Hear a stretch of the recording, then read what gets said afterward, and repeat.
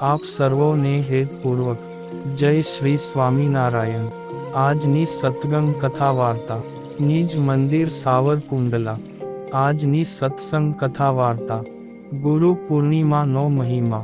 અષાઢ શુભ પૂનમ એટલે ગુરુ પૂર્ણિમા। વ્યાસ પૂર્ણિમા એક ભારતીય અને નેપાળી આધ્યાત્મિક અને શૈક્ષણિક શિક્ષકો માટે સમર્પિત તહેવાર છે। આ તહેવાર પરંપરાગત રીતે હિન્દુ, જૈન અને બૌદ્ધ દ્વારા ઉજવવામાં આવે છે। શિક્ષકો પ્રત્યે કૃતજ્ઞતા વ્યક્ત કરવા માટેનો શુભ તહેવાર છે। ગુરુ પૂર્ણિમા એટલે ગુરુ અને શિષ્યના પવિત્ર સંબંધોને ગાઢ બનાવતું પર્વ। સદ્ગુરુ શિષ્યના જીવનને દિશા આપે છે। પૂજા વિધિ બતાવતા કહે છે કે આ દિવસે સવારે વહેલા ઉઠો અને શાસ્ત્રોમાં પવિત્ર નદીઓમાં સ્નાન કરવાનું વિધાન છે। પરંતુ જો તમે નદીઓમાં સ્નાન ન કરી શકાય તો તમે ઘરમાં થોડું ગંગાનું પાણી લઈ નહાવાના પાણીમાં ઉમેરીને પણ સ્નાન કરી શકો છો। આ પછી સ્વચ્છ કપડાં પહેરો અને પૂજાપાઠ પર તમારા ગુરુની પ્રતિમા સ્થાપિત કરો। ગુરુ વ્યાસ સાથે શુક્રદેવ અને શંકરાચાર્ય જેવા આદિ ગુરુઓનું પણ આહ્વાન કરો અને ગુરુ પરંપરા સિદ્ધયર્થે વ્યાસ પૂજા કરી શેહમ મંત્રનો જાપ કરો। જો તમે કોઈને ગુરુ બનાવ્યા હોય તો તેમના ઘરે જઈને તેમની પણ પૂજા કરી આશીર્વાદ લો। આ પર્વ નિમિત્તે દરેક શિષ્ય પોતાના ગુરુને નમન કરી આશીર્વાદ મેળવતો હોય છે। ઈશ્વર અને માતા પિતાની જેમ જ ગુરુનું સ્થાન ઊંચું અને પૂજનીય છે। ગુરુ એ દિવ્ય જ્યોતિ છે જે આપના માર્ગમાં પ્રકાશ રેલાવે છે। જીવન યાત્રાને પાર પાડવા ગુરુ પથદર્શકની ભૂમિકા ભજવે છે। ગુરુ બ્રહ્મા, ગુરુ વિષ્ણુ, ગુરુ દેવો મહેશ્વર, ગુરુ સાક્ષાત પરબ્રહ્મ તસ્મૈ શ્રી ગુરુવે નમઃ। ગુરુ એટલે અજ્ઞાનરૂપી અંધકારમાંથી જ્ઞાનરૂપી પ્રકાશ આપી જીવન નૈયાને તારનાર। બાળક નાનું હોઈને શાળાના પગથિયા ચડે ત્યારથી ગુરુનું કાર્ય શરૂ થઈ જાય છે। જીવનની દરેક પળે ગુરુની જરૂરિયાત વર્તાય છે અને દરેક પળને સુશોભિત કરનાર આ મહાન આત્માને યાદ કરવાનો અવસર એટલે ગુરુ પૂર્ણિમા। ગુરુ એટલે પ્રેરણાની મૂર્તિ। આ પાવન અવસરે ગુરુની પૂજા કરવી। ભગવાન રામ હોય કે કૃષ્ણ, તેઓને પણ જીવનનો ઉપદેશ આપનારા ગુરુઓ જ હતા। ગુરુનું કામ દિશા આપવાનું છે। ગુરુ એટલે દિવ્યતાના માર્ગ ઉપર દોરી જનાર પથદર્શક। ગુરુ પૂર્ણિમા ઉજવવા પાછળ બે મુખ્ય કારણ હોય છે। એક, જેમના જીવનમાં ગુરુ નથી તેમને ગુરુનું શરણ સ્વીકારવા માટે અને જે ગુરુના શરણમાં છે તેમના માટે પોતાનું સર્વસ્વ સમર્પિત કરવા। ગુરુ પિતા, માતા, લેખ, શિક્ષક કોઈ પણ હોઈ શકે છે। હવે ગુરુ શબ્દનો અર્થ સમજીએ તો ગુ શબ્દનો અર્થ છે અંધકાર, અજ્ઞાન અને રૂ શબ્દનો અર્થ છે પ્રકાશ કે જ્ઞાન। અજ્ઞાનને નષ્ટ કરનારા જે બ્રહ્મરૂપ પ્રકાશ એ ગુરુ છે। આમ તો આપના જીવનમાં ઘણા જાણ્યા અજાણ્યા ગુરુ હોય છે જેમાં આપના માતા પિતાનું સ્થાન સર્વોપરી છે, પછી શિક્ષક અને બીજા લોકો, પરંતુ અસલમાં ગુરુનો સંબંધ શિષ્ય સાથે હોય છે ન કે વિદ્યાર્થી સાથે। આશ્રમોમાં ગુરુ શિષ્ય પરંપરાનું પાલન થતું રહ્યું છે। ગુરુ શું છે, કેવા છે અને કોણ છે એ જાણવા માટે તેમના શિષ્યોને જાણવા ખૂબ જ જરૂરી હોય છે। એ પણ કે ગુરુને જાણવાથી શિષ્યોને જાણી શકાય છે, પરંતુ આવું ફક્ત એ જ કરી શકે જે પોતે ગુરુ કે શિષ્ય છે। ગુરુ એ છે જે સમજી પારખીને શિષ્યને દીક્ષા આપે છે ને શિષ્ય પણ એ જે સમજી ઓળખીને ગુરુ બનાવે છે. સ્વામી રામકૃષ્ણ પરમહંસે ઘણા પ્રયત્નો કર્યા કે નરેન્દ્ર વિવેકાનંદ મારો શિષ્ય થઈ જાય, કારણ કે રામકૃષ્ણ પરમહંસ જાણતા હતા કે આ એ વ્યક્તિ છે જે ફક્ત થોડો ધક્કો આવ્યો કે ધ્યાનને મોક્ષના માર્ગ પર દોડવા માંડશે. પરંતુ સ્વામી વિવેકાનંદ બુદ્ધિવાદી વ્યક્તિ હતા અને પોતાના વિચારોના પાક્કા હતા. તેમને રામકૃષ્ણ પરમહંસ એક એવા વ્યક્તિ જોવા મળ્યા હતા જે કોરી કલ્પના માંગ જીવનારાને મૂર્તિ પૂજકથી વધુ કંઈ નહીં. તેઓ રામકૃષ્ણ પરમહંસની સિદ્ધિઓને એક મદારીના ચમત્કારથી વધુ કશું જ સમજતા ન હતા. છતાં પણ તેઓ પરમહંસના ચરણોમાં નમી પડ્યા, કારણ કે છેવટે તેઓ જાણી ગયા હતા કે આ વ્યક્તિમાં કોઈ એવી વાત છે જે બહારથી જોવામાં નજર નથી આવતી. ટૂંકમાં એ જાણવું જરૂરી છે કે આપણે કોને ગુરુ બનાવીએ છીએ. કોઈના વિચારોથી, ચમત્કારો કે તેની આસપાસ ભક્તોની ભીડથી પ્રભાવિત થઈને તેને ગુરુ તો નથી બનાવી રહ્યા ને? જો આવું હોય તો આપ યોગ્ય માર્ગ પર નથી. ગુરુ અને શિષ્યની પરંપરાના આવા અનેક ઉદાહરણ છે જેના વિશે જાણીને કહી શકીએ કે ગુરુને શિષ્ય તેમજ શિષ્યને ગુરુ બનાવવામાં કેટલી મુશ્કેલીનો સામનો કરવો પડ્યો. ગુરુ શિષ્યના સંબંધને નાત, જાત, ધર્મ, દેશના વાડા નથી નડતા. ગુરુ પ્રત્યે ઋણ અદા કરવાનો અવસર એટલે ગુરુ પૂર્ણિમા. આપણી સંસ્કૃતિમાં ગુરુનું મહત્વ અદ્વિતીય છે.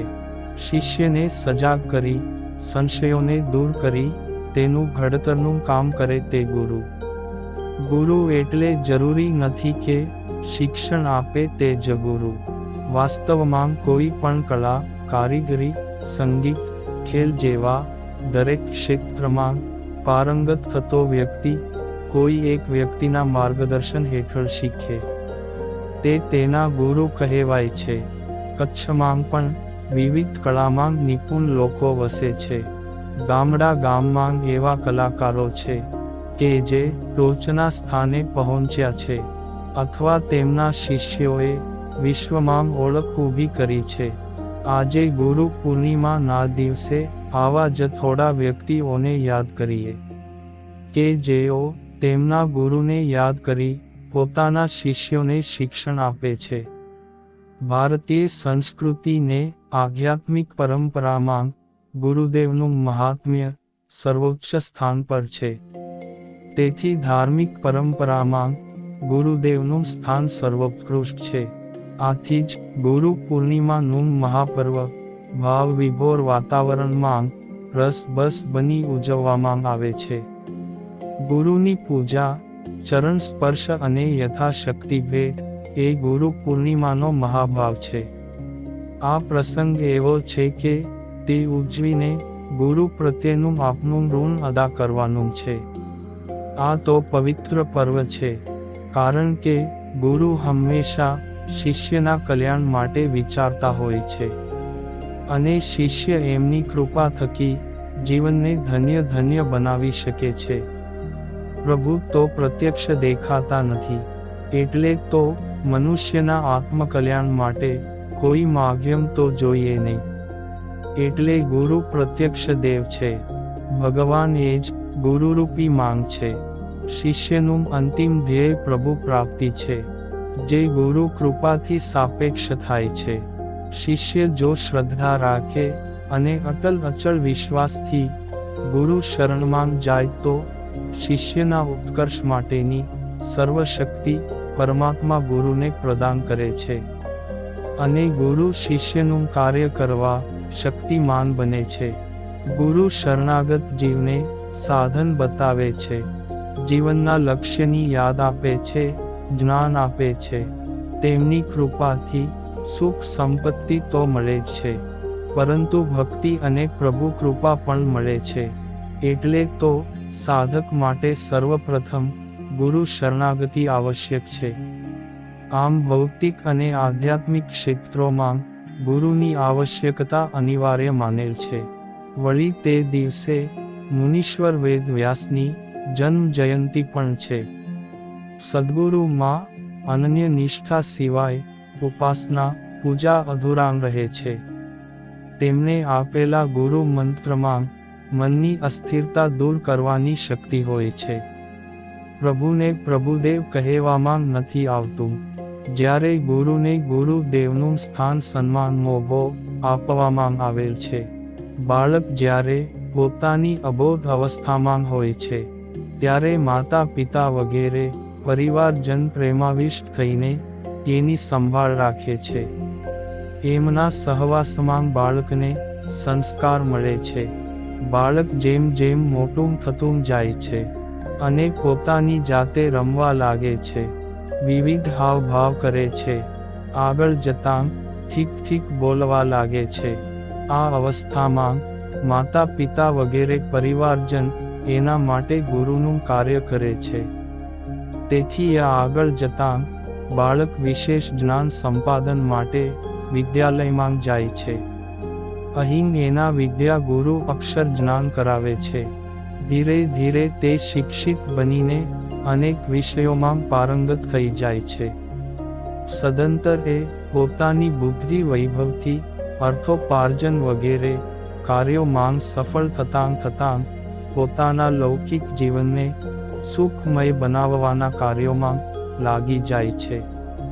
હૃદયમાં જ્ઞાનનો દીપક પ્રગટાવવાવાળા સાક્ષાત ભગવાન ગુરુદેવ જ છે, પરંતુ પ્રત્યક્ષ ગુરુને પોતાના માધ્યમ બનાવે છે. ભગવાન શ્રીકૃષ્ણ જ્યારે ગૌલોકમાં પાછા ફરવાના હતા ત્યારે અર્જુને ભગવાનને કહ્યું કે હવે અમારું કોણ? અમે એકલા પડી ગયા. ત્યારે ભગવાને કહ્યું કે તેઓ શ્રીમદ્ ભાગવતમાં સાક્ષાત સ્વરૂપે રહેશે ને ભગવાનના સહારે મનુષ્યો તેમની કૃપા મેળવી શકશે.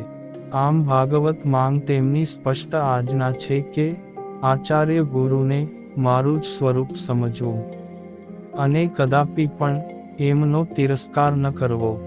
એમને સામાન્ય મનુષ્ય સમજીને દોષ દ્રષ્ટિથી ન જોવા, કારણ કે ગુરુદેવ સર્વદેવમય હોય છે.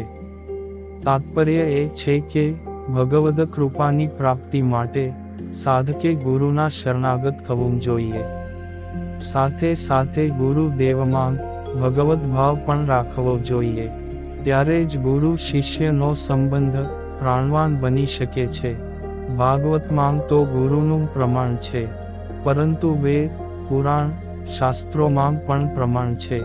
ભગવદ્ ગીતા કહે છે કે કૃષ્ણ વંદે જગદગુરુ. કૃષ્ણ તો આખા જગતના છે, જેઓ ગુરુ રૂપી માધ્યમો દ્વારા શિષ્યોનું કલ્યાણ કરે છે. ભગવાન કૃષ્ણને સાંદીપની, શ્રી રામને વશિષ્ઠ ગુરુ સ્થાને છે, અને મોટા મોટા મહાત્માઓ, સંતો અને ભક્તોને પણ ગુરુ હોય છે. શિષ્યને જો પોતાના સ્વરૂપના કર્તવ્યનો બોધ મળી જાય તો ગુરુનું દિવ્ય સ્વરૂપ એના હૃદયમાં પ્રગટ થઈ જાય છે. વળી સદ્ગુરુ દેવકી જય બોલાય છે. સદ એટલે સાચું, અને સાચું તે જ સત્ય, અને સત્ય એટલે પ્રભુ પોતે. આમ ગુરુને ગોવિંદ સમાન ગણવામાં આવેલ છે. કેટલાક ના મતે તો ગુરુને ગોવિંદથી ઉપર ગણેલ છે. રામ કરતાં રામના નામમાં વધારે શક્તિ છે, તેમ ગોવિંદ કરતાં તેમના સ્વરૂપે બિરાજતા ગુરુમાં ગોવિંદે વધુ શક્તિ પ્રદાન કરેલ છે. જેમ ભક્ત અને ભગવાનનો સંબંધ નિષ્ઠા અને અનન્યતા પર નિર્ભર છે, તેમ ગુરુ અને શિષ્યના સંબંધનું પણ છે. નિષ્ઠા અને અનન્યતા શું કરી શકે છે તેનો સુંદર દાખલો જોઈએ તો શ્રી કૃષ્ણની બાંસુરીના અવતાર શ્રી હરિવંશ મહાપ્રભુજીની પ્રશંસા સાંભળીને શ્રી દામોદર દાસ સેવકજી મહારાજે તેમને જોયા નહોતા, મળ્યા નહોતા, દર્શન કર્યા નહોતા, છતાં અનન્ય નિષ્ઠાથી મનોમન મહાપ્રભુજીને સેવકજીએ ગુરુ તરીકે સ્વીકારી લીધા. થોડા સમય પછી જ્યારે શ્રી સેવકજી મહાપ્રભુજીને વૃંદાવનમાં તેમને મળવા ગયા ત્યારે મહાપ્રભુજી શ્રી રાધા રાણીની સેવામાં નિકુંજમાં પધારી ગયા હતા. પરંતુ સેવકજી તો પૂર્ણ નિષ્ઠાથી ગુરુ ભક્તિમાં બેસી ગયા. પરિણામ સ્વરૂપ શ્રી હરિવંશ નિકુંજ માંગથી આવીને શ્રી સેવકજીને સ્વપ્નમાં દર્શન આપી ગુરુ મંત્ર આપ્યો અને વાણી રચનાની શક્તિ પણ આપી, જેના આધારે સેવકજીએ સેવકવાણી નામક સિદ્ધાંત ગ્રંથની રચના કરી દીધી. આવી રીતે એકલવ્યનો દાખલો પણ જગજાહેર છે. ગુરુ શબ્દમાં ગુ કાર એ અંધકાર છે, ઋ કાર એ રાધેનાર છે, જે અંધકાર અજ્ઞાત નો નાશ કરે છે, માટે જ તેઓ ગુરુ કહેવાય છે.